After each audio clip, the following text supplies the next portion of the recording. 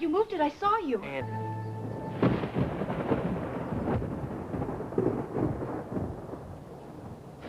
Marty, what difference does it make how I got here? I'm leaving. Look, I'm not even here now. I'm a hallucination. No. See, when I was drinking, I couldn't tell what was real from what wasn't. But I'm sober now. For God's sake, who cares if you're There were witnesses. Patrick was in Ireland when you took the bullet that was meant for him. They put you in a car and pushed you over a cliff into the Irish Sea. How did you survive?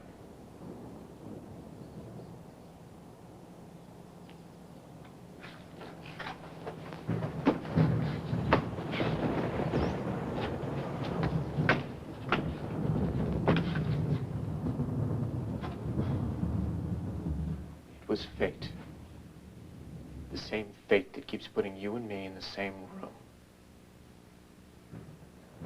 Yeah, I should have died, I should have drowned, I should have bled to death.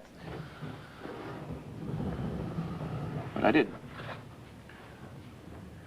Because, fishermen found me, took care of me.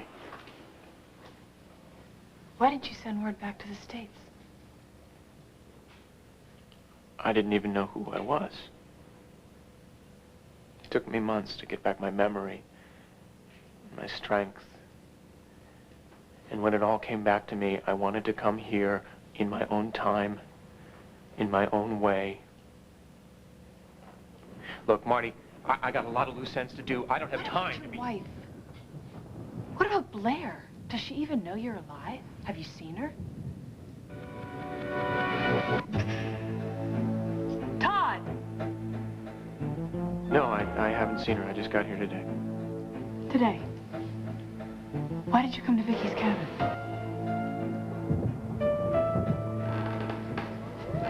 What was that?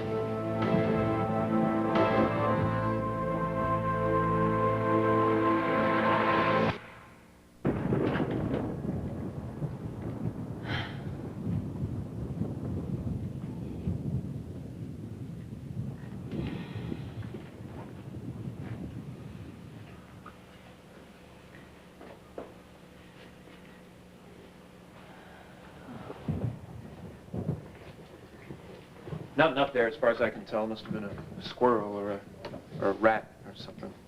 You don't have to hide up here at your sister's cabin. You have a family in Landview, a wife and a baby.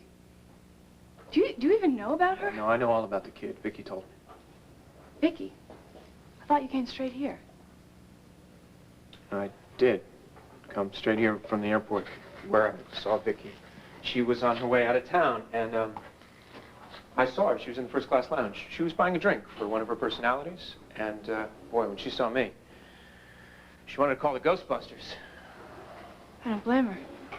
Yeah, but then she finally calmed down, and she told me that I could come up here and use the cabin until I was ready to show my face. What's stopping you? Haven't you ever wanted time to, you know, sort things out? Get everything straight in your head? Yeah, how do you think I ended up on Lantana Mountain tonight? Oh, I don't know. You tell me. No, you don't. Don't what? We were talking about you. You've been given a second chance here. I don't understand why you don't want to run home and make the most of every moment. You sound like a greeting card. You think it's that easy? Marty, coming back from the dead, it's kind of messy. You want me to just walk back through the door and say, honey, I'm home, make me dinner? I've been pretty close to death myself, or I've wanted to be. Yeah.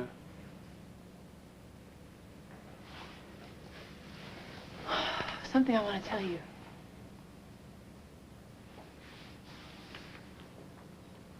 When I heard the news that you'd been shot instead of Patrick, I was upset, knowing that you had come to Ireland as a favor for me. And,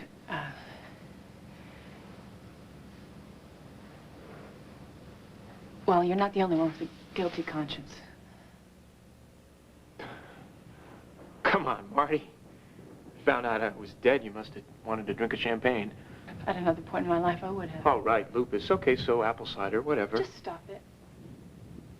I'm telling you, I was upset when I heard the news, and Patrick was too. He came back to Landview, and he vowed that he'd find the men that were responsible and make them pay for it. He was upset. I bet he was. What, you blame him? Dornhard? No. He didn't pull the trigger. Well, good, because he's decided to make Landview his home. Oh, good. So, you married the big dumb hick in a wheelchair. Does that make you Mrs. Marty Moody? I'm not going to fight with you. Because I haven't forgotten that you were the one who gave me the courage to go to Ireland in the first place. To cut off my aunt. To stand on my own 2 feet. That trip changed my life.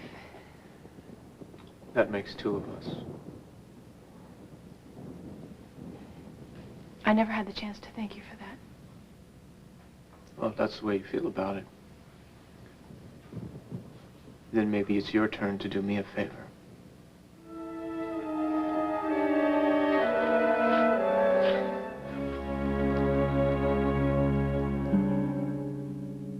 Todd, you didn't just get back from Ireland. People think you're dead. You've got family. They're waiting for you. I don't understand why you'd want to disappear again. It's my life. I can do what I want. Look, I don't want you to tell anybody that you saw me. If you think that that's too much for you to handle. Without seeing people that care about you, that you care about. If I stay dead, it's going to make a lot of people in this town very happy. Oh, people like your wife? I happened to see how Blair took the news of your death. Her grief was nearly uncontrollable. I think she found a way to get over it. Well, if that were true, which it isn't, what about your baby daughter, huh? Or is she better off without you two? Yes. She is. You've forgotten. I'm Todd Manning. And you, of all people, should know what kind of a man I am. Well, I thought you'd changed. I thought you weren't that same man. Don't be so sure. Look, you think I've changed. What about Blair? Don't you think she's managed to find a way to move on? I can't speak for Blair. But I'm sure she'd want to know. She's not going to know unless you tell her. All right. You know there's no love lost between Blair and me. But I can't help but put myself in her place. And if someone knew that the man that I had loved and lost was still alive... Fine. Look, you do what you have to do. Fine. Tell her. I will be long gone before she even... Come on now. That's not going to stop her. You know her better than that. Once she finds out you're still alive, she won't stop until she finds you. Come on. Go home. See your wife. And your baby daughter. You have a beautiful baby girl. Don't you even want to see her?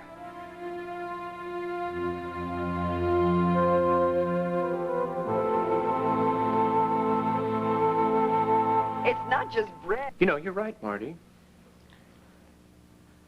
The baby does need 2 parents. Even if they are 2 losers like me and Blair. Just let me be the one to tell her, all right? Yeah, of course. You won't take too long. No. A couple days here to pull myself together, and then I'll go right home. Promise. Don't you trust me, Marty? You don't have to answer that. Well, thanks for coming by.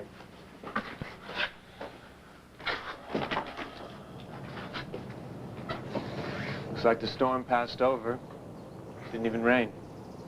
You can get down to the bottom of the mountain now, or you can walk around the woods and think about whatever it is that you think about. I guess I'll be seeing you around.